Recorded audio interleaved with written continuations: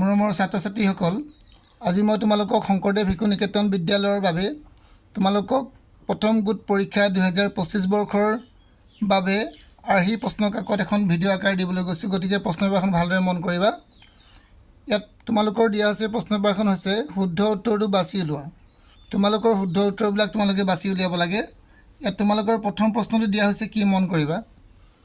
পুনৰাবৃত্তি নোহোৱা প্ৰতীকটো হ'ল যিটো তোমালোকৰ ৰোমান সংখ্যা পুনৰাবৃত্তি নহয় সেই সংখ্যাটো লিখিবলৈ কৈছে। গতিকে তোমালোকে উত্তৰ লিখিবা চি নম্বৰ অপশ্যন লিখিবা ভিটো হৈছে ৰোমান সংখ্যাত পুনৰাবৃত্তি কৰিব নোৱাৰি, মানে পুনৰ আমি দুবাৰ লিখিব নোৱাৰোঁ, এবাৰ লিখিলেই হয় ইয়াক। ঠিক তেনেকৈ আমি চাওঁ বৰ্তমানৰ 10 সংখ্যাটোক কোনটো প্ৰতীকেৰে ইজিপ্তত বুজাইছে। গতিকে মনত ৰাখিবা তোমালোকে অপশ্যন তোমালোকৰ কি হ'ব, এ নম্বৰটো হ'ব, মানে ওলোটা ইউটো হ'ব তোমালোকৰ বৰ্তমান 10 সংখ্যাটো বুজাইছে। ইয়াৰ পিছত তোমালোকে চাবা 1 কোটিত 10 লাখ 100 লাখ আৰু 1000 লাখ আৰু এটাও নহয়। তোমালোকে উত্তৰ লিখিবা 1 কোটিত 100 লাখ থাকে। ইয়াৰ পিছত তোমালোকক দিয়া হৈছে স্বাভাৱিক সংখ্যা 1ৰ পূৰ্বপদ কিমান। স্বাভাৱিক সংখ্যা 1ৰ পূৰ্বপদ তোমাৰ কি হ'ব, আমি নাই লিখিম, কাৰণ স্বাভাৱিক সংখ্যাবিলাকৰ পূৰ্বপদ পোৱা যায়, কিন্তু স্বাভাৱিক সংখ্যাৰ 1ৰ পূৰ্বপদ আমি নাই লিখিম। গতিকে ইয়াৰ উত্তৰ লিখিম কি, নাই। 2টা অংক বিশিষ্ট পূৰ্ণ সংখ্যা তোমালোকৰ কিমানটা আছে লিখিবা। 2টা অংক বিশিষ্ট পূৰ্ণ সংখ্যা আছে তোমালোকৰ 90টা। কি লিখিবা, 90টা। ইয়াৰ পিছত 6 নম্বৰ প্ৰশ্নটোলৈ মন কৰিবা। পূৰ্ণ সংখ্যাৰ গুণাত্মক একক মৌল মানে পূৰ্ণ সংখ্যাৰ গুণাত্মক একক মৌলটো কি হ'ব তোমালোকৰ। পূৰ্ণ সংখ্যাৰ গুণাত্মক বুলি ক'লে আমি কি ক'ম, তোমালোকে কি লিখিবা, ইয়াৰ উত্তৰ অপশ্যন বি লিখিবা, কাৰণ পূৰ্ণ সংখ্যাৰ গুণাত্মক এককটো হৈছে তোমালোকৰ 1 লিখিবা। ইয়াৰ পিছত নেক্সট চাবা তোমালোকৰ কি দিয়া আছে। এতিয়া তোমালোকে মন কৰিবা 7 নম্বৰ প্ৰশ্নটো। ইয়াত দি আছে এ হৰণ বি, যদি আমি 1 যদি বিৰে হৰণ কৰোঁ তেন্তে প্ৰকাশ কৰা, মানে প্ৰকাশ কৰিলে কি পাম, ভগ্নাংশত যদি আমি লিখোঁ তেতিয়াহ'লে আমি কি লিখিম, ওপৰত লিখিম এ, তলত লিখিম বি। গতিকে তোমালোকৰ শুদ্ধ উত্তৰ কোনটো হ'ব, অপশ্যন বিটো তোমালোকৰ শুদ্ধ উত্তৰ হ'ব। ইয়াৰ পিছত নেক্সট প্ৰশ্নটোলৈ মন কৰা। 2টা পৰস্পৰ মৌলিক সংখ্যাৰ গসাগু কিমান। মনত ৰাখিবা 2টা পৰস্পৰ মৌলিক সংখ্যা যদি থাকে সেই সংখ্যা দুটাৰ গসাগু উলিয়ালে সদায় কি ওলাব, আনচাৰ 1 ওলাব। গতিকে তোমালোকে 1 লিখিবা। ইয়াৰ পিছত নেক্সট মন কৰা 2টা ক্ৰমিক যুগ্ম সংখ্যাৰ গসাগু কিমান। 2টা ক্ৰমিক যুগ্ম সংখ্যাৰ গসাগু সদায় কি হয়, মনত ৰাখিবা 2 হয়। গতিকে উত্তৰ কি লিখিবা, তোমালোকে 2 লিখিবা। শংকু আকৃতিৰ বস্তু কোনটো হ'ব, মাৰ্বল, প্ৰিজম, পাইপ আৰু মন্দিৰৰ চূড়া। মন্দিৰৰ কি হ'ব, চূড়া। গতিকে তোমালোকৰ শুদ্ধ উত্তৰ কোনটো হ'ব, অপশ্যন ডিটো হ'ব। ইয়াৰ পিছত নেক্সট আমি চাওঁ এটা বৃত্ত আঁকিবলৈ অপৰিহাৰ্য বস্তু। এটা বৃত্ত আঁকিবলৈ যদি আমাক কি লাগিব, অপৰিহাৰ্য, মানে যিটো নহ'লে আমাৰ কাম কেতিয়াও নহয়। গতিকে সেইটো তোমালোকে লিখিবা। এটা বৃত্ত আঁকিবলৈ আমাক কি লাগিব, ব্যাসাৰ্ধ লাগিব। প্ৰথমতে আমাক কি লাগিব, ব্যাসাৰ্ধ। ইয়াৰ পিছত চাম অৰ্ধবৃত্তস্থ কোণৰ মাপ, মানে অৰ্ধবৃত্তস্থ কোণৰ মাপ কিমান দি থাকে। তোমালোকে লিখিবা অৰ্ধবৃত্তস্থ কোণৰ মাপ সদায় 90 ডিগ্ৰী থাকে। গতিকে তোমালোকে লিখিবা আনচাৰ কিমান, 90 ডিগ্ৰী। এইখিনি তোমালোকে কিতাপত পাবা, মই তোমালোকৰ প্ৰশ্ন হিচাপে তোমালোকক দিছোঁ। ইয়াৰ পিছত চাবা এটা কোণৰ মাপ 180 ডিগ্ৰীৰ পৰা 360 ডিগ্ৰীৰ ভিতৰত হ'লে কোনটো হ'ব, সেই কোণটোক আমি কি কোণ বুলি কওঁ, মনত ৰাখিবা। সেই কোণটোক আমি কওঁ, ইয়াত দিছে 1 নম্বৰ অপশ্যন সৰল কোণ, 2 নম্বৰ কোণ প্ৰবৃদ্ধ কোণ, 3 নম্বৰ কোণ স্থলীয় কোণ আৰু 2 নম্বৰ সম্পূৰ্ণ কোণ। গতিকে মনত ৰাখিবা 180 ডিগ্ৰীৰ পৰা যদি 360 ডিগ্ৰীৰ ভিতৰত থাকে সেই কোণটোক প্ৰবৃদ্ধ কোণ বুলি কয়, মানে অপশ্যন তোমালোকৰ বিটো হ'ব। ইয়াৰ পিছত নেক্সট তোমালোকৰ কি আছে চাওঁ এতিয়া।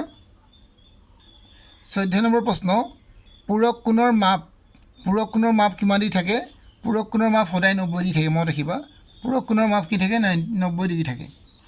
দুডাল ৰেখাই পৰস্পৰ কটাকটি কৰিলে মুখামুখিকৈ উৎপন্ন হোৱা কোণৰ মাপ কি হ'ব, সমান, ডাঙৰ হয়, সৰু হয়, এটাও নহয়। গতিকে তোমালোকে লিখিবা মুখামুখিকৈ কোণবিলাক যিবিলাক থাকে এইটো কি থাকে, সমান থাকে। ইয়াৰ পিছত এইটো হৈ গ'ল। ইয়াৰ পিছত নেক্সট আমি চাওঁ সমকোণৰ সন্মুখৰ বাহুডালক কোৱা হয়। সমকোণৰ সন্মুখৰ বাহুডালক কোৱা হয় কি, সমান্তৰাল বাহু, অতিৰ্ভুজ, সমবাহু আৰু বিষমবাহু। গতিকে মনত ৰাখিবা সমকোণৰ সন্মুখৰ বাহুডালক আমি কি বুলি কওঁ? অতিৰ্ভুজ বুলি কওঁ বা ইয়াক কৰ্ণ বুলিও কয়। তোমালোকে কৰ্ণ বুলি লিখিব পাৰিবা, কিন্তু তোমালোকৰ কৰ্ণ অপশ্যন নাই, গতিকে তোমালোকে কি লিখিবা? অতিৰ্ভুজ। অখণ্ড সংখ্যাৰ পৰম মানটো এটা কি হ'ব? সদায় কি হ'ব?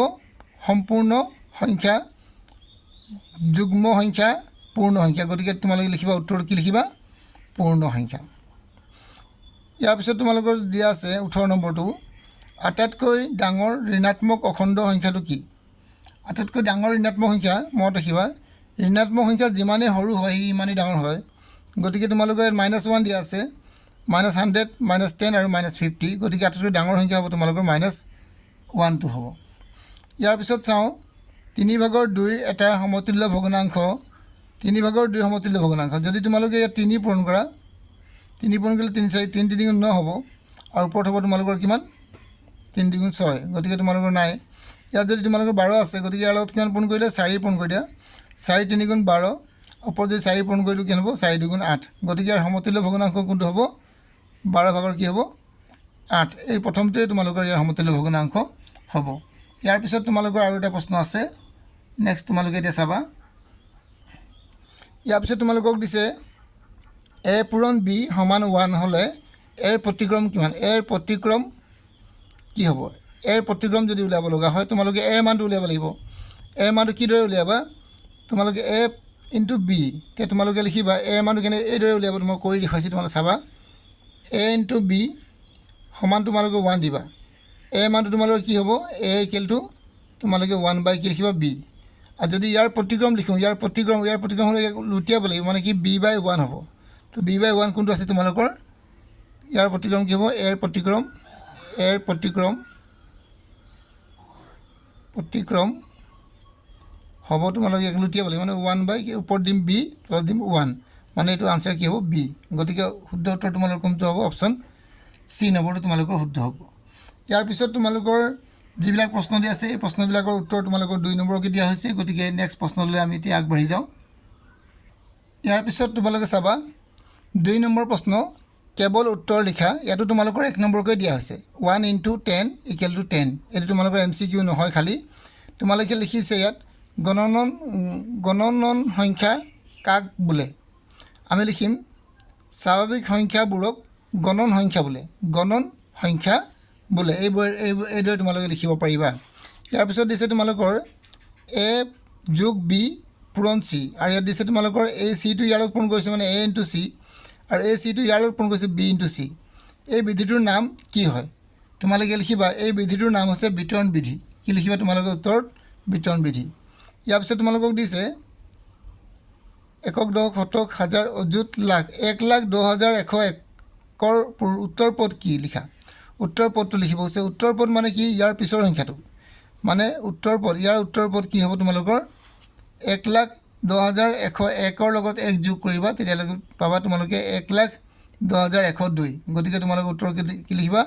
1,10,102 হ'ব উত্তৰটো। ইয়াৰ পিছত নেক্সট তোমালোকে চাবা ডি নম্বৰ প্ৰশ্ন উত্তৰ। a হৰণ b ৰ পৰা কি বিয়োগ যাব?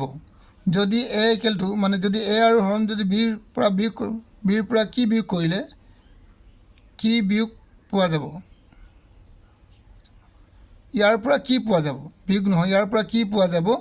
যদি a = 0 হয়, a মান যদি 0 হয়, ওপৰত যদি আমাৰ 0 হয়, a মানটো 0 হ'ব, a/, কি হ'ব তোমালোকৰ? b। ওপৰত যদি 0 হয়, তলত মানে যিকোনো মানেই হওক, তেতিয়া ইয়াৰ আনচাৰ কি হ'ব? সদায় 0 ওলাব। উত্তৰ কি হ'ব? আনচাৰ 0 পোৱা যাব। মনত ৰাখিবা, উত্তৰ লিখি দিছোঁ মই তোমালোকক, 0 পোৱা যাব। ইয়াৰ পিছত চাবা চি নম্বৰটো, কোনটো সংখ্যা মৌলিকো নহয় যৌগিকো নহয়? মনত ৰাখিবা, এনেকুৱা এটা সংখ্যা আছে যিটো সংখ্যা মৌলিকো নহয় আৰু যৌগিকো নহয়। তাৰ উত্তৰ তোমালোকে লিখিবা 1। সংখ্যাটো হ'ল 1। এইদৰে তোমালোকে লিখিবা। ইয়াৰ পিছত নেক্সট তোমালোকে F নম্বৰটো চোৱা, গ খ উ ওলোৱা এটা পদ্ধতিৰ নাম লিখা। গ খ উ ওলোৱা এটা পদ্ধতিৰ নাম লিখিব কৈছে। আমি বিভিন্ন ধৰণৰ গ খ উ ওলোৱাৰ পদ্ধতি পাইছোঁ। ইয়াত তোমালোকক লিখিলোঁ মই উৎপাদক বিশ্লেষণ পদ্ধতি, বা তোমালোকে লিখিবা হৰণ নিয়ম পদ্ধতি, এনেকৈ লিখিব পাৰিবা। গতিকে তোমালোকে লিখিবা উৎপাদক বিশ্লেষণ পদ্ধতি। এই পদ্ধতিত আমি কি কৰিব পাৰোঁ গসাগু উলিয়াব পাৰোঁ গতিকে এইটো এটা পদ্ধতি ইয়াৰ পিছত নেক্সট আৰু কি আছে চাওঁ এতিয়া ইয়াৰ পিছত তোমালোকৰ দিছে ঘনকৰ দাঁতি কেইটা মনত ৰাখিবা এটা ঘনকৰ দাঁতি 12টা থাকে গতিকে তোমালোকে লিখিবা আনসাৰ 12টা ৰশ্মিৰ প্ৰান্তবিন্দু কেইটা ৰশ্মিৰ প্ৰান্তবিন্দু তোমালোকে এটা লিখিবা সামুদ্ৰিকৰ এটা ধৰ্ম লিখা সামুদ্ৰিকৰ বিপৰীত বাহুবোৰ সমান এইটো এটা তাৰ ধৰ্ম বা তাৰ বিপৰীত কোণবোৰো সমান থাকে ধৰ্ম দুটা লিখিব কোৱা নাই এটা লিখিব কৈছে গতিকে মই কি লিখিলোঁ সামুদ্ৰিকৰ বিপৰীত বাহুবোৰ সমান ইয়াৰ পিছত তোমালোকক যে নম্বৰটো চাবা পূৰ্ণ সংখ্যাৰ একৰ পূৰ্বপদ লিখা পূৰ্ণ সংখ্যা একৰ পূৰ্বপদ হৈছে 0 গতিকে তোমালোকে লিখিবা পূৰ্ণ সংখ্যাৰ একৰ পূৰ্বপদ হ'ল 1 - 1 মানে 1ৰ পৰা যদি 1 মাইনাছ কৰিলোঁ তে 0 পাম উত্তৰ কি হ'ব তোমালোকৰ 0 উত্তৰ লিখা এবাৰ তোমালোকক কি দিছে সংখ্যা ৰেখাত যোগ কৰা যোগ কিদৰে কৰিব লাগিব চোৱা তোমালোকৰ দিয়া আছে 7 গতিকে তোমালোকে 0ৰ পৰা কলৈ যাবা 7লৈকে যাবা 0ৰ পৰা তোমালোকে 7লৈকে যাবা ইয়ালৈকে আৰু তোমালোকৰ যোগ কি দিছে -3 গতিকে তোমালোকে যোগ যেতিয়া দিব তোমালোকে বাওঁফালে ঘূৰিবা মাইনাছ যদি বাওঁফালে ঘূৰিবা 3 লৈকে আহিব 3 ক'ত আছে আমাৰ 1 2 3 মানে ক'ত আহিব আমি লাগিব ইয়াৰ পৰা 3 ঘৰ আহি যাম 3 ঘৰ আহিলে ক'ত পালোঁ লগ পালোঁ আমি পালোঁ ক'ত ঘৰত আমি পালোঁ 4 ঘৰত গতিকে ইয়াৰ উত্তৰ লিখিবা তোমালোকে উত্তৰটো মই ওপৰতে লিখি দিছোঁ 7 + -3 = তোমালোকে লিখিবা 4 মানে উত্তৰ কি হ'ব তোমালোকৰ 4 হ'ব ইয়াৰ পিছত চাবা 15ৰ পৰা কি বিয়োগ কৰিলে বিয়োগফল 0 পাবা 15ৰ পৰা কি বিয়োগ কৰিলে তোমালোকে 0 পাবা গতিকে তোমালোকে লিখিব লাগিব প্ৰথমতে 15ৰ পৰা কি বিয়োগ কৰিলে আমি 0 পাম আমি নাজানো ধৰি লৈছোঁ তেতিয়া আমি লিখিম ধৰা হ'ল কি দিম বিয়োগ কৰিবলগীয়া সংখ্যাটো বিয়োগ কৰিব লগা সংখ্যাটো ধৰা হ'ল বিয়োগ কৰিবলগীয়া সংখ্যাটো কি দিবা বিয়োগ কৰিবলগীয়া সংখ্যাটো তোমালোকে কি লিখিব পাৰিবা x এতিয়া তোমালোকে লিখিবা একৰ্ডিং টু কুৱেশ্যন মানে এই -15ৰ পৰা কি দিবা তোমালোকে -15ৰ পৰা কি কৰিবা বিয়োগ কৰিবা x বিয়োগ কৰিবা তেতিয়া তোমালোকে কিমান পাবা 0 পাবা গতিকে এটা আনসাৰ লিখিবা 0 এতিয়া তোমালোকে চাবা ইয়াত -x আছে -x লিখিবা ইয়াক সমান চিহ্নৰ ফালে লৈ যাবা লৈ গ'লে তোমালোকৰ কিমান হ'ব 15 -15 হ'ল এইফালে +15 হ'ব আৰু এইফালে যদি মাইনাছটো উঠাই দিওঁ আমি x কি হ'ব এইফালে -15 আমি গম পালোঁ যে x ৰ মান কি হ'ব -15 তোমালোকে দেখি নাই পোৱা চাগে ভালদৰে চাই ল'বা এই -xটো উঠি যাব তেতিয়া আমাৰ x -15 মানে আমি 15ৰ লগত কি যোগ কৰিব লাগিব -15 গতিকে লিখিবা এতেকে উত্তৰটো ইয়াতে লিখি দিছোঁ মই তোমালোকক এতেকে কি দিবা কি যোগ কৰিলে হ'ব 15 -15ৰ লগত 15ৰ পৰা দেই 15ৰ পৰা কি বিয়োগ কৰিব লাগিব -15 বিয়োগ কৰিলে কি পাব 0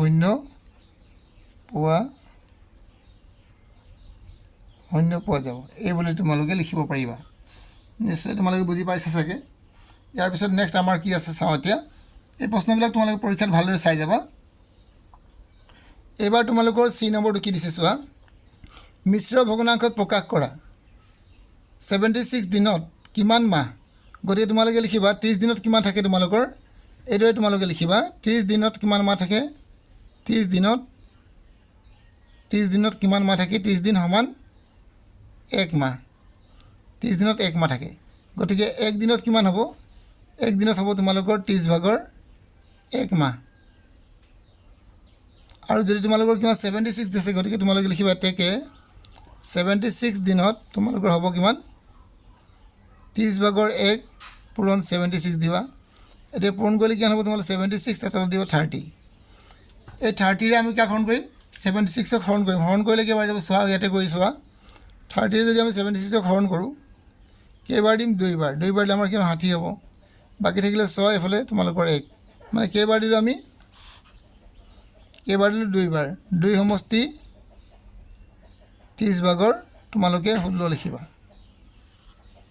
এতিয়া তোমালোকে কি কৰিবা চোৱা 2ৰে কাটিবা 2 8 গুণ 16 আৰু 2ৰে কাটিবা 15 বাৰ গতিকে তোমালোকে কি লিখিবা উত্তৰটো 2 সমষ্টি 15 কি দিবা 8 গতিকে এইটো তোমালোকৰ উত্তৰ হ'ব এইটো মাহ লিখিবা কি লিখিবা কিমান মাহ হ'ব 2 সমষ্টি 15 ভাগৰ 8 মাহ হ'ব এইদৰে তোমালোকে লিখিব পাৰিবা ইয়াৰ পিছত নেক্সট তোমালোকে চাবা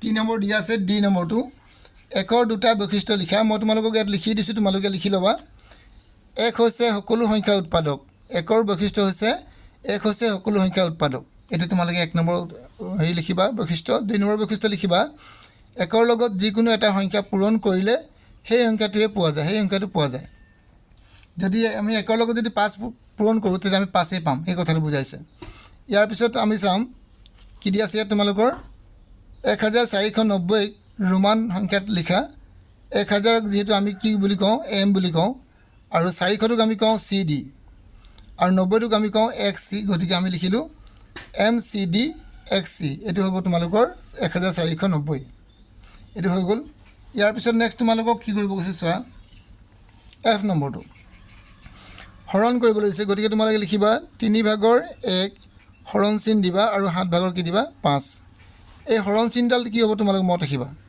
3 ভাগৰ 1 এই হৰণ চিনডাল পূৰণ হৈ যাব আৰু 7টো ওপৰলৈ যাব 5টো কলৈ আহিব তললৈ এতিয়া তোমালোকে কি কৰিবা তলত পূৰণ কৰি দিবা 5 3 গুণ 15 আৰু ওপৰত পূৰণ কৰিবা তোমালোকে কিমান পাবা 7 গুণ 7 গতিকে তোমালোকে পালা কিমান 15 ভাগৰ 7 এইটো তোমালোকৰ উত্তৰ হৈ গ'ল ইমানখিনি ইয়াৰ পিছত নেক্সট আমাৰ কি আছে চাওঁ এতিয়া এইবাৰ তোমালোকৰ জি নম্বৰ প্ৰশ্ন দিয়া আছে 325ক মৌলিক উৎপাদকত প্ৰকাশ কৰা ইয়াক মৌলিক উৎপাদকত নিব কৈছে গতিকে আমি 325 লিখি ল'ম ইয়াত 325 ইয়াক কিহেৰে হৰণ কৰিম আমি 5ৰে হৰণ কৰিম 5ৰে কেইবাৰ দিম আমি গম পাইছোঁ 5ৰে কাক হৰণ কৰিবা 3টোক নোৱাৰিবা গতিকে 5ৰে হৰণ কৰিবা 32ক 5ৰে 6 বাৰ দিবা 6 5 গুণ 30 হৈ গ'ল ইয়াত থাকিব তোমালোকৰ 2 আৰু এই 2টো ইয়াৰ লগত লাগি যাব 25 হ'ব 5 5 গুণ 25 এতিয়া তোমালোকে আকৌ 5ৰে হৰণ কৰিব পাৰিবা ইয়াক 5ৰে কেইবাৰ দিবা 1 বাৰ 5 গুণ 5 ইয়াত থাকিলে তোমালোকৰ কিমান 1 থাকিলে 15 হ'ল 5 3 গুণ 15 আৰু তোমালোকৰ 13টো হৰণ কৰিব নোৱাৰিবা গতিকে তোমালোকে উত্তৰ লিখিবা কিমান 325 সমান 5 কেইটা পালোঁ আমি 2টা আৰু 13 পালোঁ কেইটা এটা গতিকে আমি মৌলিক উৎপাদক হিচাপে প্ৰকাশ কৰিলোঁ এইটো হৈছে ইয়াৰ উত্তৰ ইয়াৰ পিছত আমি নেক্সট চাওঁ -4 আৰু -9ৰ ভিতৰত থকা অখণ্ড সংখ্যা কেইটা লিখা -4 আৰু -9ৰ মাজত কি কি সংখ্যা আছে চোৱা -4 আৰু -9ৰ ভিতৰত থকা অখণ্ড সংখ্যাবোৰ হ'ল -5 -6 -7 আৰু -8 এইদৰে তোমালোকে লিখি দিবা এইখিনি তোমালোকে ইয়াৰ উত্তৰ হৈ যাব ইয়াৰ পিছত আকৌ তোমালোকক দিছে কিমান -6 আৰু -9ৰ যোগফল কিমান গতিকে তোমালোকে লিখিবা -6 আৰু কি দিবা তোমালোকে যোগ মাইনাছ কি দিবা 9 এইদৰে তোমালোকে যোগ কৰিবা যোগ কৰিলে কি হ'ব চোৱা এইটো -6 এইটো মাইনাছে প্লাছে মাইনাছে কি হ'ব -9 হৈ যাব এতিয়া তোমালোকে যদি দুইটা মাইনাছ থাকে তেতিয়া তোমালোকে সংখ্যাকেইটা যোগ কৰিবা যোগ কৰিলে তোমালোকৰ যোগ কৰিবা আৰু চিনটো তোমালোকে বিয়োগে লিখিবা যোগ কৰিলে তোমালোকে কি হ'ব 9 আৰু 6 যোগ কৰিলে তোমালোকৰ 15 গতিকে আমি গম পালোঁ যে -6 আৰু 9ৰ যোগফল কিমান হ'ব এটাকে লিখি দিম এটাকে -6 আৰু -9ৰ যোগফল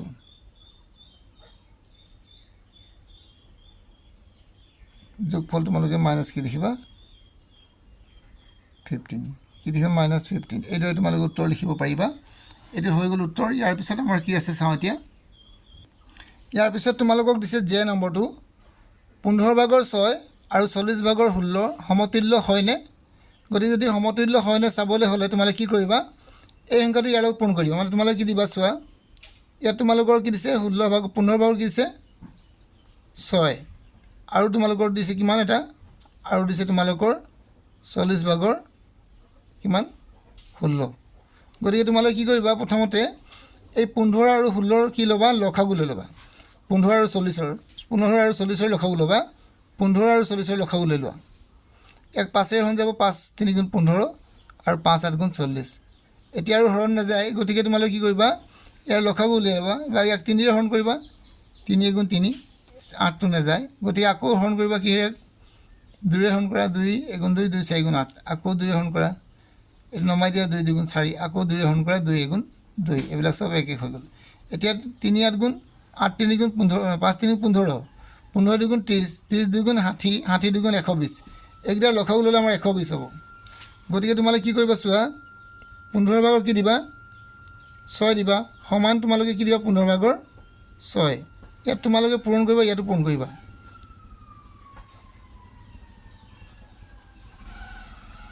ইয়াতো পূৰণ কৰিবা। এতিয়া তোমালোকে 15 লগত কি পূৰণ কৰিলে তোমালোকৰ ইয়াত 120 হ'ব। যিহেতু 3 5 গুণ 15 হয়, এফালে 2 2 গুণ 4, 4 2 গুণ 8, গতিকে তোমালোকে 8 পূৰণ কৰিবা। ইয়াতো 8 এটা কৰিবা। 8 কৰিলে তোমালোকৰ 120 হ'ব আৰু ওপৰত হ'ব তোমালোকৰ 6 8 গুণ 48। আকৌ তোমালোকৰ কি দিছে 40 ভাগৰ কি দিয়া আছে 16।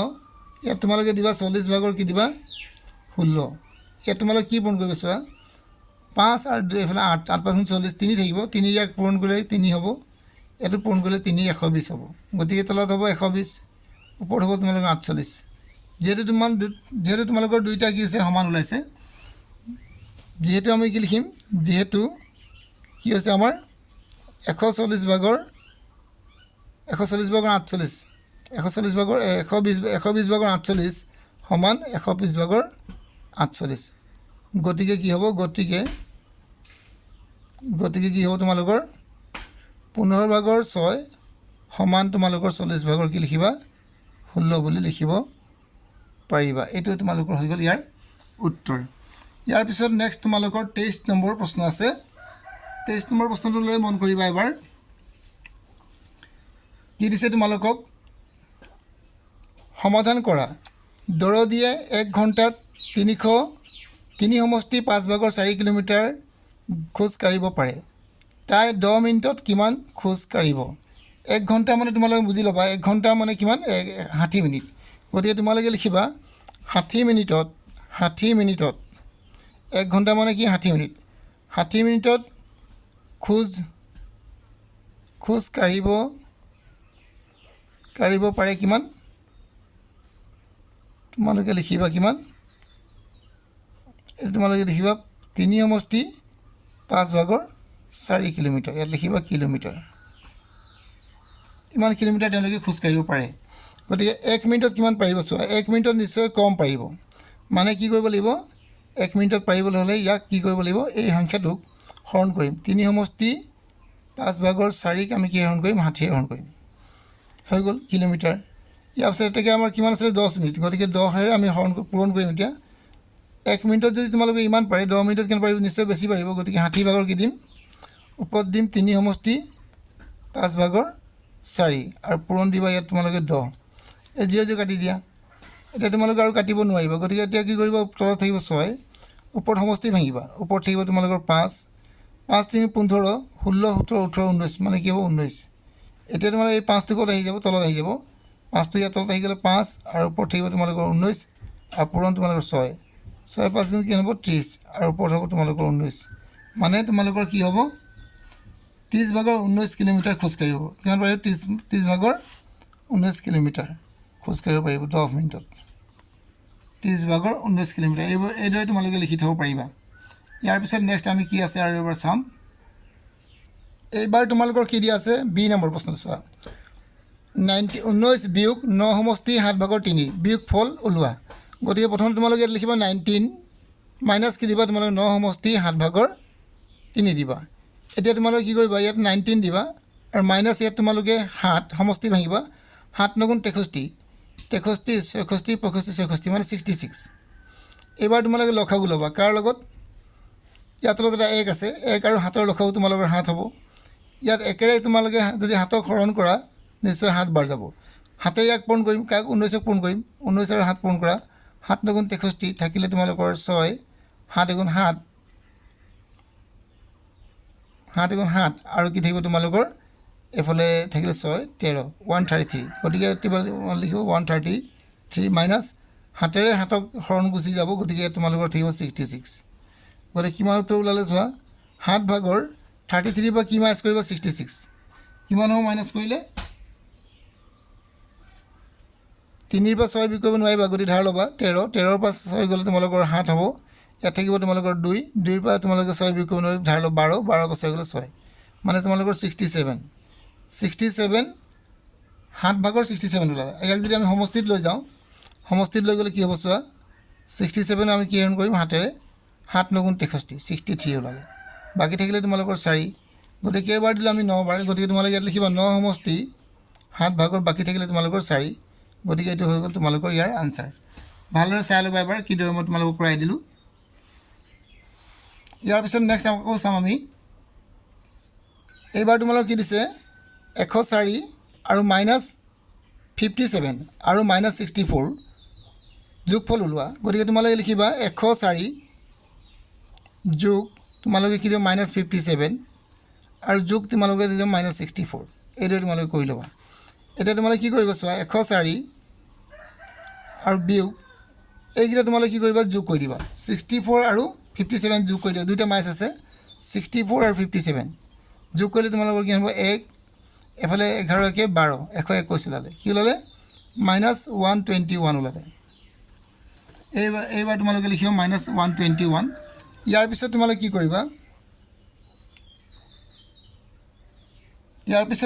কৰিবা ইয়াত 121 এটা আছে মাইনাছ আৰু ইয়াত আছে তোমালোকৰ 104 এইটো প্লাছ আছে গতিকে এটা প্লাছ এটা মাইনাছ থাকিলে তোমালোকে ডাঙৰটোৰ পৰা বিয়োগ কৰিবা 121 পৰা কি বিয়োগ কৰিবা 121 পৰা 104 বিয়োগ কৰিবা তো কিমান থাকিব ইয়াৰ পৰা 11 পৰা 1 পৰা তুমি 4 বিয়োগ কৰিব নোৱাৰিবা গতিকে ধাৰ ল'বা 11 পৰা 4 গ'লে তোমালোকৰ থাকিব 7 ইয়াত থাকিব তোমালোকৰ 1 গতিকে 17 ওলালে কি ওলালে 17 তোমালোকৰ কি হ'ব এতিয়া চোৱা 17 তোমালোকৰ কি হ'ব পাৰে ইয়াত চাওঁ ইয়াত যেহেতু ডাঙৰ ৰাশিৰ আগত কিছু মাইনাছ আছে গতিকে মাইনাছ কি দিম 17 লিখিম এইটো তোমালোকৰ উত্তৰ হৈ গ'ল একেবাৰে সহজ আছিলে ইয়াৰ পিছত তোমালোকৰ চি পিছত ডি নম্বৰটো চাবা এতিয়া তোমালোকৰ কি দিয়া আছে চোৱা ডি নম্বৰ প্ৰশ্নটো এটা আয়তৰ পৰিসীমা 14 সেন্টিমিটাৰ ইয়াৰ প্ৰস্থ তোমালোকৰ 3 সেন্টিমিটাৰ তেন্তে ইয়াৰ দিশ ওলাবলৈ কৈছে গতিকে তোমালোকে দিয়া আছে লিখি ল'বা কি দিয়া আছে তোমালোকৰ পৰিসীমা দিয়া আছে আমি লিখি ল'ম দিয়া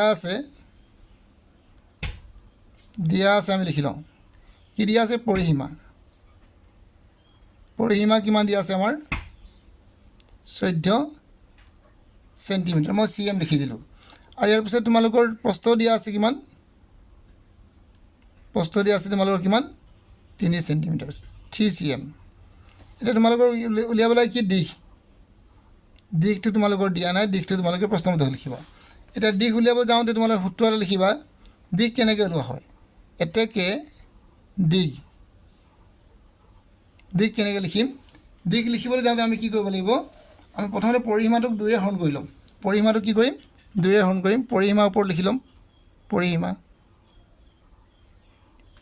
পৰিসীমাক আমি 2 হৰণ কৰিম আৰু তাক আমি কিছে বিয়োগ কৰিম কোনটো আমাৰ কোনটো বিয়োগ কৰিম প্ৰস্থ বিয়োগ কৰিম তেতিয়া আমাৰ উত্তৰ ওলাব সূত্ৰটো তোমালোকে মুখস্থ ৰাখিবা পৰিসীমাক 2 হৰণ কৰিম আৰু তাক প্ৰস্থৰে বিয়োগ কৰিম পৰিসীমা কিমান পাইছিলোঁ আমি 14 আৰু 2 বিয়োগ কিমান পালোঁ আমি 3 এতিয়া চোৱা যদি 2 হৰণ কৰোঁ কিমান হ'ব আমাৰ 7 বাৰ -3 গতিকে তোমালোকৰ উত্তৰ হ'ব 4 সেন্টিমিটাৰ 4 সেন্টিমিটাৰ হ'ব তোমালোকৰ ইয়াৰ দিশ এইটো তোমালোকৰ হৈ গ'ল ইয়াৰ পিছত নেক্সট আমি চাওঁ কি দিছে তলৰ চিত্ৰটোৰ বাকী অন্তকোণ কেইটা ওলোৱা ওলাব কৈছে গতিকে তোমালোকৰ এই বি কোণটো আৰু এই চি কোণটো ওলাব কৈছে গতিকে মনত ৰাখিবা এই বি কোণটো আৰু এ কোণটো আৰু বি কোণটো যদি তোমালোকে লিখিবা তেতিয়া কি লিখিবা কোণ এ প্লাছ কোণ বি এই দুটা কোণ যদি যোগ কৰা হয় এই দুটা কোণ যোগ কৰিলে ইয়াৰ সমান হয় কি হয় 110 ডিগ্ৰী হয় কিয় হয় কাৰণ আমি জানো যে বহিষ্ঠ কোণৰ মাপ কি হয় দূৰৱৰ্তী অন্তঃস্থ কোণৰ মাপৰ সমান লিখিবা ত্ৰিভুজৰ বহিষ্ঠ কোণৰ মাপ লিখিবা ইয়াত কাৰণটো লিখি দিবা ত্ৰিভুজৰ বহিষ্ঠ কোণৰ মাপ ইয়াৰ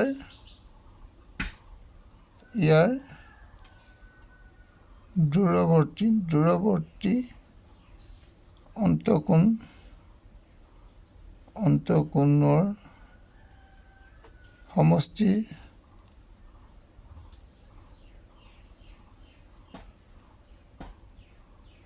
সমান এটা লিখি ল'ম ইয়াৰ পিছত আমি কি কৰিম চোৱা এই কোণটো তোমালোকে নিশ্চয় পাইছা 40 ডিগ্ৰী 40 লিখিবা আৰু বি কোণটো নাই পোৱা তোমালোকে বি কোণটো তোমালোকে কি লিখিবা বি কোণটো নাই পোৱা গতিকে তোমালোকে বি কোণটো লিখিব নোৱাৰিবা বি কোণটো তোমালোকে ইয়াত লিখিবা বি 110 ডিগ্ৰী এতিয়া তোমালোকে চাবা কোন বি দিবা সমান তোমালোকে কিমান দিবা এতিয়া 110 ডিগ্ৰী আৰু বিয়োগ দিবা তোমালোকে কোন কি দিবা বি কোণৰ মাপ তোমালোকে কিমান পালা 120 কোণ নহয় 40 ডিগ্ৰী মত ৰাখিবা এইটো বিয়োগটো এফালে গ'লে 40 ডিগ্ৰী এতিয়া যদি 110 পৰা 40 ডিগ্ৰী মাইনাছ কৰি আমি 70 ডিগ্ৰী পাম গতিকে আমি বি কোণৰ মাপ কিমান পালোঁ 70 ডিগ্ৰী হ'ব গতিকে আমি আনসাৰ কি পালো 70 ডিগ্ৰী হ'ব এইদৰে তোমালোকে লিখি ল'বা ইয়াৰ পিছত নেক্সট আৰু কি আছে চাই লওঁ এতিয়া ইয়াৰ পিছত তোমালোকে কি গুণ উলিয়াব লাগিব আকৌ অন্তকোণ মানে তোমালোকে সি কোণ উলিয়াবা আমি জানো যে ত্ৰিভুজৰ তিনিটা কোণ যোগ কৰিলে কিমান হয় এ কোণ যোগ তোমালোকে লিখিবা বি কোণ এতেকে এ কোণ যোগ বি কোণ যোগ সি কোণ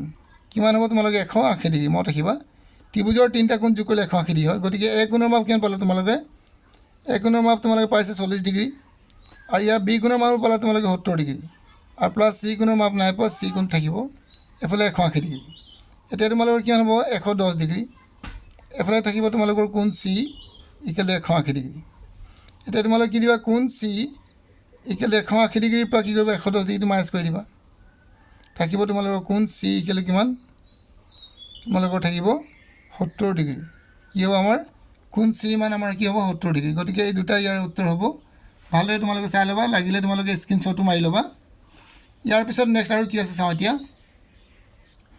ইয়াৰ পিছত চাবা তোমালোকে এফ নম্বৰটো ছুটি হৰণৰ নিয়মেৰে গসাগু ওলোৱা গতিকে তোমালোকৰ 84 168 আৰু 210 এই গোটেইকেইটা সংখ্যাৰ আমাৰ কি ওলাব আছে গসাগু ওলাব আছে গতিকে আমি কি কৰিম প্ৰথমতে 84টো আমি উৎপাদক ভাঙিম 84 ইয়াক 2ৰে হৰণ যাব 2ৰে যাব 2 দুগুণ 4 আৰু 2 4 গুণ 8 আৰু 2 দুগুণ 4 আকৌ ইয়াক 2ৰে যাব 2 দুগুণ 4 2 গুণ 2 আকৌ ইয়াক 3ৰে হৰণ কৰিম 3ৰে যাব 7 বাৰ গতিকে আকৌ আমি 168 কৰিম এবাৰ ইয়াক 2ৰে দিম 2 8 গুণ 16 2 4 গুণ 8 আকৌ 2ৰে দিম আমি 2 4 গুণ 8 2 দুগুণ 4 আকৌ ইয়াক 2ৰে দিম 2 দুগুণ 4 2 গুণ 2 আকৌ ইয়াক 3ৰে দিম 3 7 গুণ 21 ইয়াৰ পিছত আমাৰ চাম 210 কি ওলালে 210 ইয়াক আমি কি কৰিম 2ৰে কৰিম 2ৰে কৰিলে কেনে হ'ব 2 গুণ 2 1টো নাযায় গতিকে এটা শূন্য দিব লাগিব 2 5 গুণ 10 এবাৰ ইয়াক 5ৰে কৰিম 5 2 গুণ 10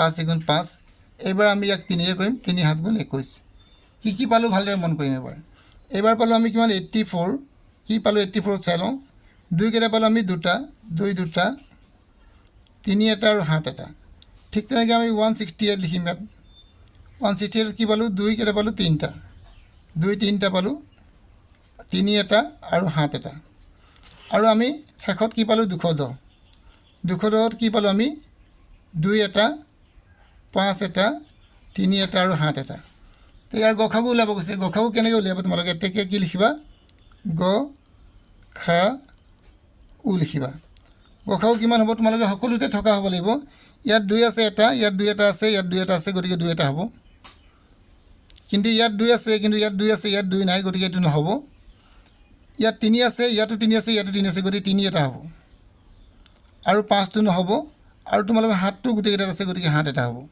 তো তোমালোকৰ কি হ'ব 2 3 গুণ 6 6 7 গুণ 42 গতিকে তোমালোকৰ ইয়াৰ উত্তৰ হ'ব 42 এটো তোমালোকৰ হৈ গ'ল কি নম্বৰ এফ নম্বৰটো ইয়াৰ পিছত তোমালোকৰ কি আছে চাওঁ এতিয়া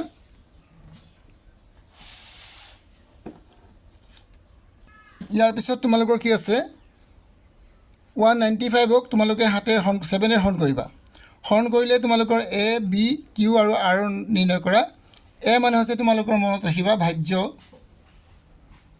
আৰু বি মানে হৈছে তোমালোকৰ ভাজক আৰু কিউ মানে হৈছে তোমালোকৰ ভাগফল আৰু আৰ মানে হৈছে তোমালোকৰ ভাগশেষ এতিয়া আমি কি কৰিম এই 7ৰে আমি 195ক 7ৰে আমি 195ক হৰণ কৰিম হৰণ কৰি চাওঁ 195ক এবাৰ দিম 7ৰে আমি 19ক হৰণ কৰিম 7 2 গুণ 14 7 3 গুণ 21 গতিকে 7 2 গুণ 14 দিম বাকি থাকিব তোমালোকৰ 5 আৰু বাকি থাকিব তোমালোকৰ 5 55 ওলালে এতিয়া তোমালোকে 7ৰে হৰণ কৰিবা 7 8 গুণ 56 হ'ব গতিকে তোমালোকে 7 গুণ দিবা 7 গুণ কি হ'ব 49 49 বাকি থাকিলে তোমালোকৰ কিমান ইয়াৰ পৰা এক ধাৰ কৰা 15 15 পৰা 9 গ'লে তোমালোকৰ থাকিব 6 তোমালোকৰ উত্তৰটো ওলাই গ'ল এতিয়া তোমালোকে লিখিবা এতেকে এনেকৈ লিখিবা এ মান কোনটো হ'ব তোমালোকে এ মানটো হৈছে যাক হৰণ কৰিছা তোমালোকে কাক হৰণ কৰিছিলা হৰণ কৰিছিলা কাক আমি 195 গতিকে 195টো হৈছে এ মান আৰু তোমালোকে বি মান লিখিবা বি মান যিটো সংখ্যা হৰণ কৰিলা বি মান হ'ব তোমালোকৰ কিমান 7 ইয়াৰ পিছত তোমালোকে কিউ মান লিখিবা কিউ মান তোমালোকে লিখিবা কিমান 127 আৰু আৰৰ মান তোমালোকে লিখিবা কিমান আৰৰ মান হৈছে তোমালোকৰ 6 এইদৰে তোমালোকে লিখি দিবা এটি ইয়াৰ উত্তৰ হৈ গ'ল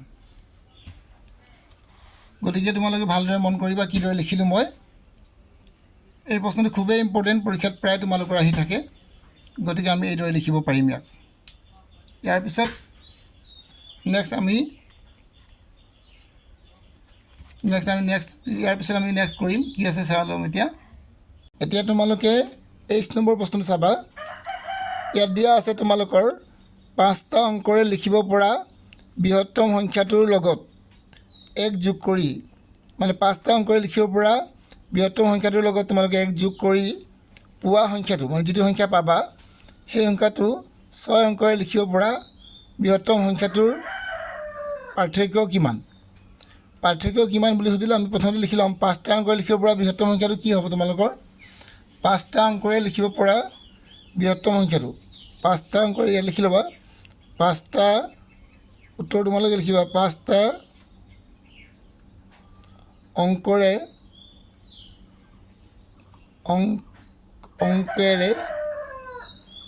লিখিব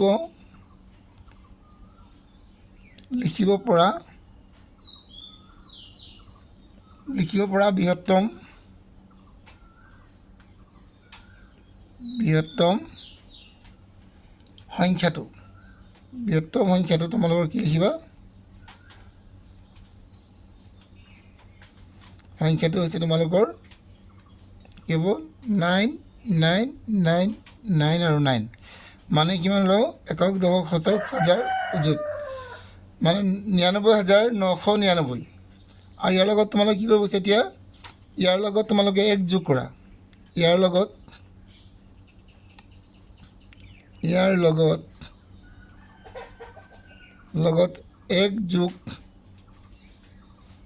1 যোগ কৰিলে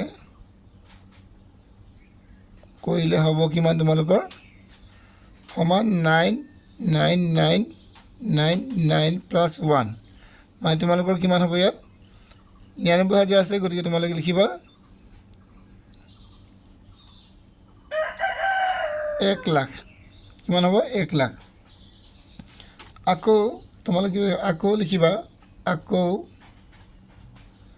কেইটা 6টা অংকৰে লিখিব পৰা আকৌ কি দিবা তোমালোকে আৰু 6টা অংকৰে লিখিব পৰা বৃহত্তম সংখ্যাটোৰ পাৰ্থক্য কিমান 6টা অংকৰে লিখিব পৰা 6টা অংকৰে লিখিব পৰা বৃহত্তম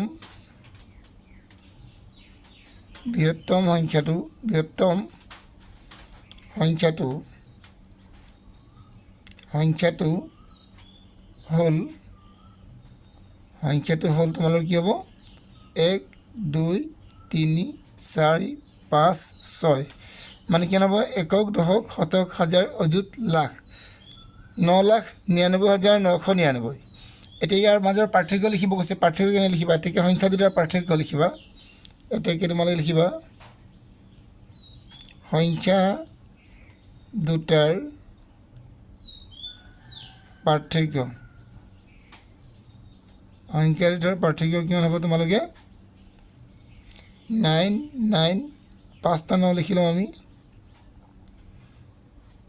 6টা 9 লিখি লওঁ 1 2 3 4 5 6 আৰু বিয়োগ কৰিব আমি কিমান 1 লাখ 1 লাখটো বিয়োগ কৰি দিওঁ একক দশক শতক হাজাৰ অযুত লাখ গতিকে তোমালোকে 9 লাখ আছে 9,99,000 গতিকে 9 লাখৰ পৰা যদি তোমালোকে 1 লাখ বিয়োগ কৰা তোমালোকৰ থাকিব 98 লাখ 98 লাখ আৰু 99,900 এইদৰে তোমালোকে লিখিব পাৰিবা বিয়োগ কৰি চাবা তোমালোকে ইমানে উত্তৰ ওলাব গতিকে নিশ্চয় তোমালোকে বুজি পাইছা ইয়াৰ পিছত নেক্সট তোমালোকৰ কি আছে চাওঁ এতিয়া ইয়াৰ পিছত তোমালোকে চাবা আই নম্বৰটো ABCD এটা বৰ্গ ইয়াৰ শীৰ্ষবিন্দু ABCDৰ মাজেৰে যোৱাকৈ এটা বৃত্ত অঁকা গতিকে তোমালোকে এটা বৰ্গ প্ৰথম ৰাখি ল'বা বৰ্গটো অঁকাৰ পিছত তোমালোকে কি কৰিবা ইয়াত ABCD বৰ্গৰ মাজেৰে এটা যোৱাকৈ বৃত্ত আঁকিবা এইটো মই তোমালোকক এতিয়া কৰাই নিদিওঁ কাৰণ মোৰ এতিয়া হাতত তোমালোকৰ পেঞ্চিল কম্পাছ নাই, গতিকে তোমালোকক আঁকি দিবলৈ অলপ অসুবিধা হৈছে, গতিকে নেক্সট ভিডিঅ'ত তোমালোকে এইটো মই তোমালোকক দেখুৱাই দিব চেষ্টা কৰিম। ইয়াৰ পিছত চোৱা, এতিয়া তোমালোকে চোৱা কেই নম্বৰটো, পূৰ্ণ সংখ্যাৰ ধৰ্ম ব্যৱহাৰ কৰি সৰল কৰা। গতিকে তোমালোকে ইয়াত দিয়া আছে 21 যোগ 7 প্লাছ 29 প্লাছ 33 আৰু প্লাছ 100। প্ৰথমে তোমালোকে কি কৰিবা, ইয়াক ক্ৰম বিনিময় কৰিবা, মানে প্ৰথমতে 21টো কাৰ লগত যোগ কৰিবা, এই 29 লগত যোগ কৰিবা, আৰু এই 7টো কাৰ লগত যোগ কৰিবা, 7টো 33 লগত যোগ কৰিবা, আৰু প্লাছ 100টো পিছত এনেকৈ দিবা। কিদৰে যোগ কৰিব চোৱা, 21টো যদি ইয়াৰ লগত যোগ কৰা, 1টো যদি ইয়াৰ লগত যোগ কৰি দিওঁ 30, এই 1টো যদি ইয়াত পঠিয়াই 30 হ'ব, 30 আৰু 20 কিমান হ'ব তোমালোকৰ 50, এই দুটা যোগ কৰিলে তোমালোকৰ 50 হ'ব। এই দুটা যোগ কৰিলে কিমান হ'ব তোমালোকৰ, ইয়াত 33 আছে, 33ৰ লগত যদি 7 যোগ কৰোঁ ইয়াত কিমান হ'ব 33, যদি ইয়াত 3টো লৈ আহোঁ ইয়াত 10 হ'ব, আৰু ইয়াত 30 হ'ব, 30 আৰু 10 তোমাৰ 40, আৰু যোগ তোমালোকৰ কিমান হ'ব 100। এতিয়া কিমান হ'ব তোমালোকৰ 190 হ'ব। কি হ'ব উত্তৰটো 190। এইদৰে তোমালোকে কৰিব পাৰিবা। ইয়াৰ পিছত নেক্সট আমাৰ কি আছে চাওঁ। ইয়াৰ পিছত তোমালোকৰ ভাৰতীয় আৰু আন্তৰ্জাতিক পদ্ধতিত লিখা, গতিকে প্ৰথমতে যোগ কৰি ল'বা। ইয়াত আছে তোমালোকৰ কিমান, যোগ কৰি ল'বা প্ৰথমতে তোমালোকে 9, 0 কেইটা আছে 1 2 3 4 5 6 7 8টা, গতিকে 8টা শূন্য দিম, 4টা 5টা 5টা 6টা 7টা 8টা, আৰু 6000 আৰু 300 আৰু প্লাছ 5। এতিয়া যোগ কৰি চাওঁ, যোগ কৰিলে কেনেকৈ যোগ কৰিম, তোমালোকে প্ৰথমতে ইয়াত দিবা 9 0 0 কেইটা দিবা, 8 কেইটা আছিলে 1 2 3 4 5 6 7 8টা, গতিকে আমি 3টা 4টা 5টা 6টা 7টা 8টা, আৰু এফালে দিম 0 0 কেইটা আছে আমাৰ 3টা, 1 2 3 আৰু এফালে 6, এফালে দিম 300, এফালে দিম তোমাৰ 5, যোগ কৰিলে কিমান হ'ব 5 0 3 6, এফালে কি হ'ব 0 0 0 0 9, কি পালোঁ আমি 9 0 0 কেইটা পালোঁ 4টা, 6305। এইটো হৈ গ'ল তোমালোকৰ উত্তৰ। ইয়াক কি পদ্ধতি লিখিব কৈছে, আন্তৰ্জাতিক পদ্ধতি। আন্তৰ্জাতিক পদ্ধতি কি লিখিম, ইয়াত কমা দিম, প্ৰথমতে লিখিম আন্তৰ্জাতিক পদ্ধতি, কি লিখিম ভাৰতীয় পদ্ধতি, লিখিম ভাৰতীয় পদ্ধতি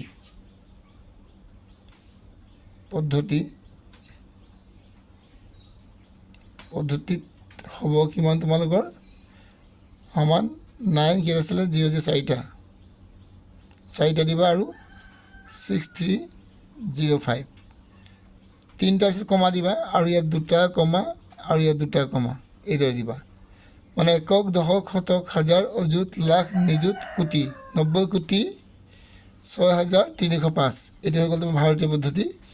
আৰু আন্তৰ্জাতিক পদ্ধতি কি লিখিবা, আন্তৰ্জাতিক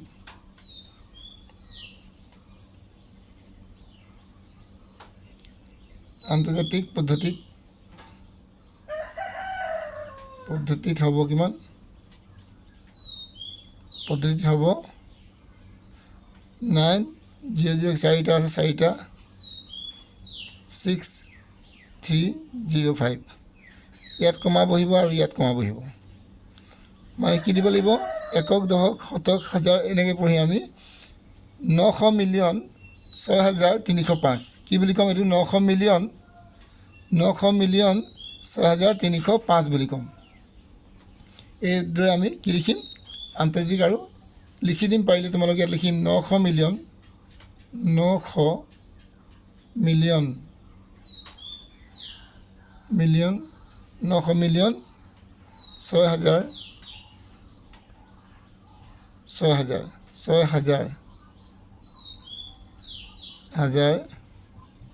305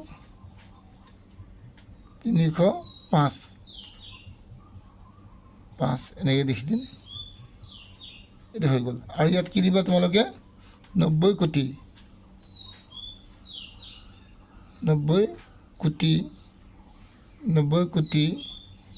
6,000 6,000 300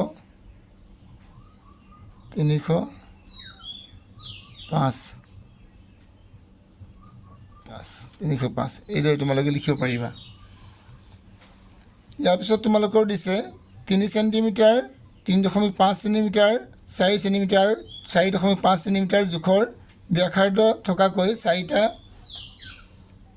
ঐক্যকেন্দ্ৰিক বৃত্ত আঁকি দেখুওৱা। গতিকে তোমালোকে প্ৰথম কি কৰিবা 3 সেণ্টিমিটাৰ বাহু এটা বনাবা 3.5 বনাবা 4 বনাবা আৰু 4.5। ইয়াৰ পৰা তোমালোকে কিছে পেঞ্চিল কম্পাছৰ ইয়াত জুখিবা আৰু এটা মূৰ ইয়াত ৰাখিবা আৰু এটা মূৰ ইয়াত ৰাখিবা আৰু ঘূৰাই দিবা, এটা বৃত্ত হৈ যাব। কেন্দ্ৰ একেটা এইটো তোমালোকে আঁকি ল'বা। আকৌ তোমালোকে 3.5টো ইয়াৰ পৰা লগাবা, ইয়াৰ লাগি থাকিব, এইটো ঘূৰাই দিবা, এটা একেটা ৰাউণ্ডটো ঘূৰাবা। গতিকে এইদৰে তোমালোকে যদি কৰি দিয়া এইটো তোমালোকৰ উত্তৰ হ'ব।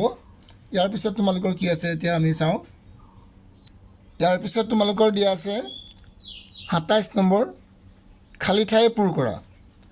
সংখ্যা 27 নম্বৰ নহয় 26 নম্বৰ হ'ব এইটো। সংখ্যা এটাক অংকৰ সহায়ত প্ৰকাশ কৰিলে তাক বোলা হয়। অংকৰ সহায়ত আমি তাক যদি প্ৰকাশ কৰোঁ তাক আমি কি বুলি কওঁ? সংখ্যা বুলি ক'ম। কি বুলি কওঁ? অংকৰ দ্বাৰা প্ৰকাশ কৰিলে তাক আমি কি দিম? সংখ্যা বুলি কওঁ। গতিকে তোমালোকে ইয়াত সংখ্যা লিখিবা। এটা অংকৰে সহায়ত প্ৰকাশ কৰিলে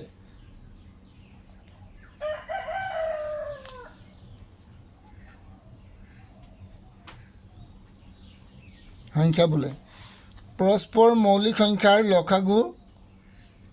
লসাগু সংখ্যা দুটাৰ ডেছৰ সমান, মানে লিখিবা গুণফলৰ সমান। ইয়াত কি লিখিবা তোমালোকে? গুণফলৰ সমান। পৰিসীমাৰ ভিতৰৰ ক্ষেত্ৰক ডেছ বোলা হয়, মানে লিখিবা ইয়াত পৰিসীমাৰ ভিতৰৰ ক্ষেত্ৰক আমি কি বুলি কওঁ? ক্ষেত্ৰফল বা কালি বুলি কওঁ। ক্ষেত্ৰফল বা কি বুলি কওঁ? ক্ষেত্ৰফল বা কালি বুলি কোৱা হয়। ইয়াৰ পিছত তোমালোকে চাবা ডেছ সংখ্যাটোৰ ধনাত্মকো নহয় ঋণাত্মকো নহয়। তোমালোকে লিখিবা 1। 1টো কি হয়? তোমালোকৰ ধনাত্মকো নহয় আৰু 1টো নহয়, 0 কি হ'ব ইয়াত? 0টো তোমালোকৰ ধনাত্মকো নহয় আৰু ঋণাত্মকো নহয়, 0 হ'ব উত্তৰটো। -5ৰ পৰম মান কিমান? -5ৰ পৰম মান হৈছে তোমালোকৰ 5 বুলি লিখিবা। -5 থাকিলে কি তোমালোকৰ 5 হ'ব। একে সৰহ বিশিষ্ট ভগ্নাংশবোৰক সদৃশ বুলি কয়। কি বুলি কয়? সদৃশ ভগ্নাংশ। সদৃশ ভগ্নাংশ বুলি কয়। কি বুলি কয়? সদৃশ ভগ্নাংশ। a+0 সমান কি হ'ব? তোমালোকৰ আনচাৰ হ'ব a। সৰল কোণৰ মাপ কিমান দি থাকে? সৰল কোণৰ মাপ সদায় 180 দি থাকে। গতিকে তোমালোকে এইটো লিখিবা। এইখিনি আছিলে তোমালোকৰ পৰীক্ষাৰ বাবে অতি জৰুৰী প্ৰশ্ন। গতিকে তোমালোকে এই প্ৰশ্নবিলাক পৰীক্ষাত চাই যাবা, তেতিয়া নিশ্চয় তোমালোকে ভাল নম্বৰ পাবলৈ সক্ষম হ'বা। আৰু যদি তোমালোকে মোৰ ভিডিঅ' চাই উপকৃত হ'ব পাৰিছা তেনেহ'লে মোৰ চেনেলটো লাইক কৰিবা, ছাবস্ক্ৰাইব কৰিবা আৰু শ্বেয়াৰ কৰিবা। আজিলৈ মই তোমালোকক ইমানতে এৰিছোঁ। নেক্সট ভিডিঅ'ত আকৌ লগ পাম।